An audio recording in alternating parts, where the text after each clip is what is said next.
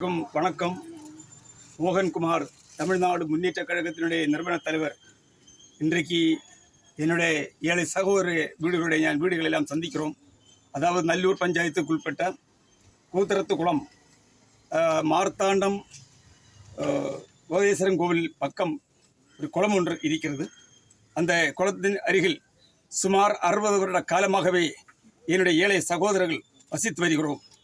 லட்சக்கணக்கான மக்கள் இன்றைக்கு வீடு இல்லாமல், ஒரு சென்ட் நிலம் இல்லாமல் தமிழகத்தில் வாடகை வீடுகளிலும், ரயில்வே ஸ்டேஷனிலும், பஸ் ஸ்டாண்டுகளிலும், கடத்தினர்களிலும் அவங்க காலம் கழிக்கும் பொழுது ஏதோ ஒரு புறம்போக்கில் குளம் புறம்போக்கு, டாம் புறம்போக்கு, சாலை புறம்போக்கு, தோடு புறம்போக்கு என்று கூறி அதுக்கு ஒரு சட்டத்தை கொண்டு வந்து மக்களோட வாழ்வாதாரத்தை கெடுத்து நாசமாக்கி இன்றைக்கு மக்களை அப்புறப்படுத்தக்கூடிய அளவுக்கு அரசும் அதிகாரிகளும் செயல்பட்டு கொண்டிருக்கிறது.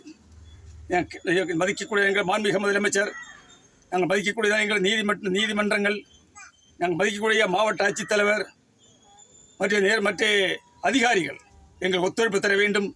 நீங்கள் பார்வையில் இருக்கிறது போல இந்த வீடுகள் யாருக்கு எந்த ஒரு இடையூறும் கிடையாது.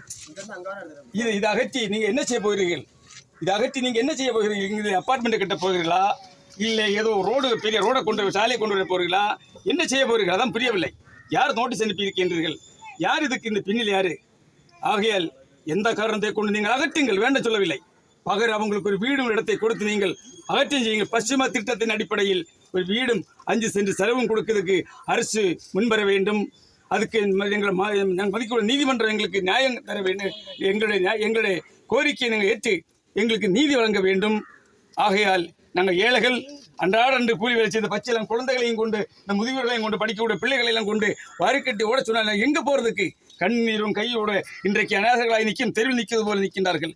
ஆகையால் நீங்கள் எங்களை நீங்கள் கொலை செய்தாலும் சரி, ஜேசிபி கொன்றாலும் சரி, இந்த இடத்தை விட்டு நாங்கள் போகிறது சரித்திரமே இல்லை. பிள்ளைங்கள் எங்களுக்கு பகரம் வீடும் தரும் தந்து மாற்றம் செய்ய வேண்டும். இது எங்கள் கோரிக்கை.